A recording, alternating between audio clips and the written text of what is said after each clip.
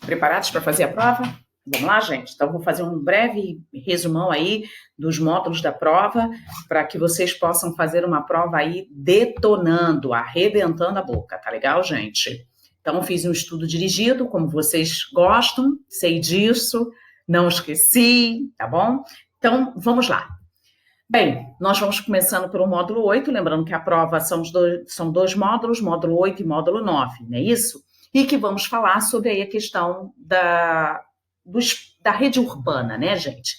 Bem, sabemos que a rede urbana, ela é o conjunto, né, aí de cidades e centros urbanos que estão articulados, né, territorialmente e que estabelecem diferentes relações entre si. Aí a gente observa aqui o processo hierárquico urbano, ok? Vamos lá. Eu tenho, né, dentro da hierarquia urbana, né, as cidades que organizam-se dentro de uma escala de subordinação. Na prática, ocorre quando vilas e cidades menores subordinam as cidades médias e estas, né, subordinam-se às cidades. Você observa aí, né?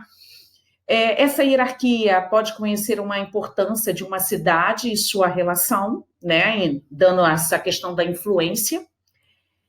Essa teoria, ela não é estabelecida apenas pelo tamanho da cidade, quero deixar isso bem claro a vocês, tá? Ou pelo número de pessoas, pelo contingente, não, tá? Ela se dá pela quantidade e variedade, e sim pela quantidade e variedade de serviços que nela é oferecido, tá? Quanto maior é a importância dela no processo produtivo, maior vai ser a sua colocação dentro desse processo hierárquico. No caso, quando eu falo dentro da nova hierarquia urbana, né, que nós temos aqui o esquema clássico, que vem sofrer uma mudança, por quê? Através da articulação dos meios de transporte e telecomunicações, não tem mais essa necessidade de ir passando gradativamente. Você observa que o meio de transporte e telecomunicação facilita com que uma vila, uma simples vila, tenha acesso a uma metrópole nacional ou até mesmo a uma metrópole global. Então, os meios de transporte e telecomunicações, que é justamente o que está no módulo 9, né, vem aí a facilitar essa questão aí do processo hierárquico, não ser mais assim de forma clássica, e sim como mostrado aqui, tá bom?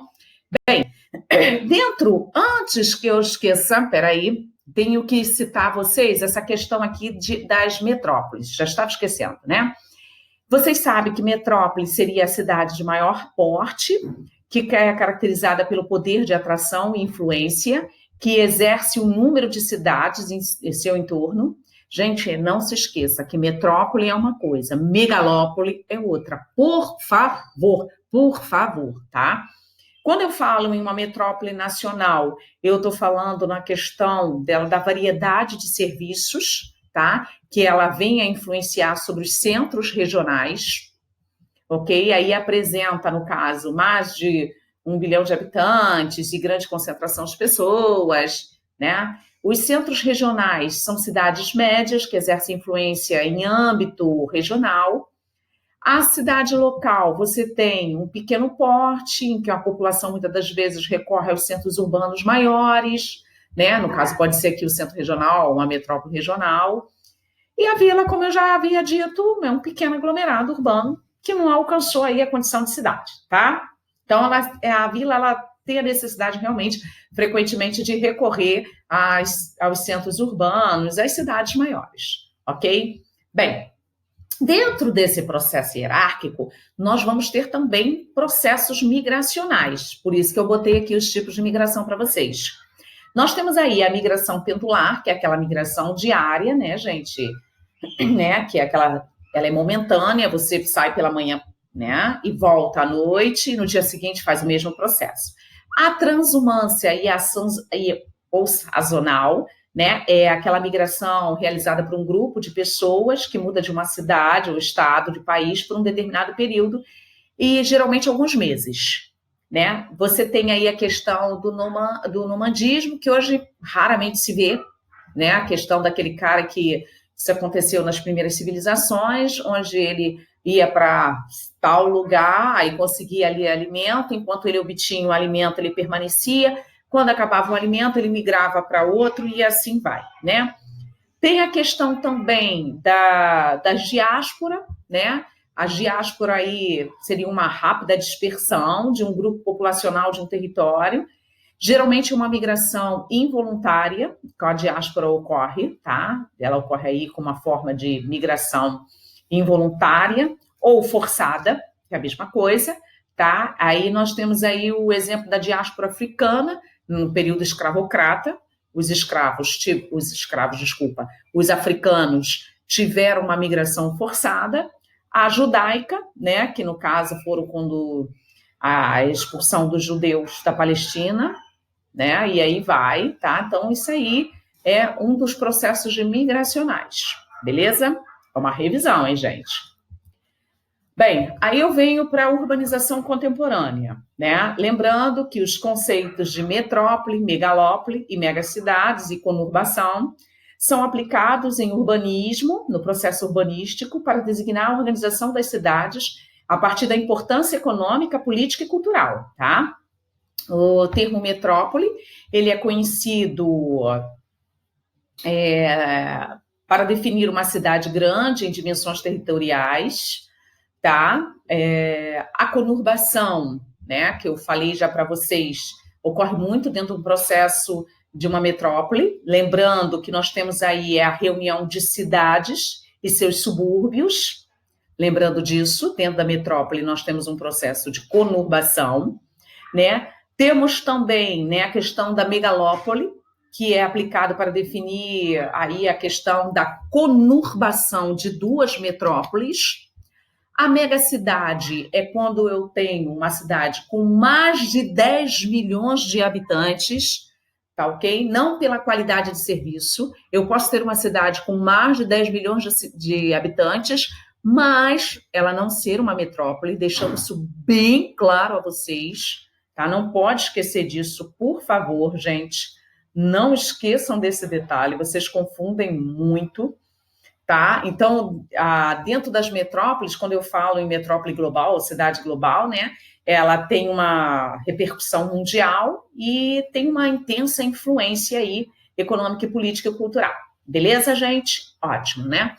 A macrocefalia urbana, né, ela consiste aí na existência de uma rede de centros urbanos muito desequilibrada em quantidade de população, né, no caso, em determinado país ou estado, né, uma rede onde há grandes cidades e faltam cidades médias, tá? Isso aí é a urbanização, geralmente a macrocefalia, ela ocorre onde a urbanização foi acelerada, né, ocorreu um processo urbanístico muito acelerado, formando um número pequeno de grandes cidades e né, pela metropolização. Nós temos aí vários países da América Latina como exemplo, tá? Temos o processo de desmetropolização, né, que é um fenômeno considerado recente, que visa o povoamento de uma cidade de menor porte, para que os centros urbanos saturados venham a se desinchar com a quantidade de pessoas, né? Isso consiste na fuga de grandes empresas para as cidades que não estão povoadas. Lembra, gente, a desmetropolização quase que não sai, tá? Nós temos aí esse processo. E a involução urbana, que são cidades que sofrem perdas populacionais, tá? A revitalização urbana é quando um determinado local do processo urbanístico estava abandonado, marginalizado, e sofreu um processo de reforma. Automaticamente houve uma valorização daquele local, consequentemente esse local passa a ter, né, quando se começa a obra, uma especulação imobiliária. Com o término dessa revitalização, se tem como consequência a gentrificação, porque os aluguéis passam a ficar muito mais caros e, dependendo do seu poder econômico, você deixa de poder pagar aquele aluguel que antes você pagava por R$50 e ele pode ir para 150 ou R$200. Claro que é muito mais, tá, gente? É o exemplo, por favor. E aí você automaticamente é expulso, né? Assim, vamos botar assim, aquele expulso de livre e espontânea pressão, você é convidado a sair, né? Porque seu salário não condiz mais com aquilo, e aí você sai ocorrendo o processo de gentrificação. Conteúdo muito, mas muito cobrado mesmo na UERJ, belezinha? Agora, o módulo 9, olha, o módulo 9, Mundo em Rede, Transporte e Comunicação, né? Todos, quando eu falei sobre o processo hierárquico, eu falei, né, que hoje a classificação da hierarquia atual não precisa mais da cidade, né, de médio porte depender da metrópole, no caso regional, para depois se interligar com a metrópole nacional. Não, porque os meios de transporte e telecomunicações avançaram, consequentemente, houve um processo de evolução, e aí você pode, né, ter essa conexão, principalmente quando quando ocorre, melhor dizendo, o processo de intermodalidade, ou seja, diferentes meios de transportes ficam conectados. Então, isso facilita muito aí a questão do processo hierárquico, o processo do capitalismo atual. Bem, a navegação de cabotagem, né? Todos aí na aula nós já tínhamos falado sobre essa questão da navegação de cabotagem, né? Que é uma estratégia muito comum, né, para aumentar a eficácia do transporte de carga, questão dos navios, tá?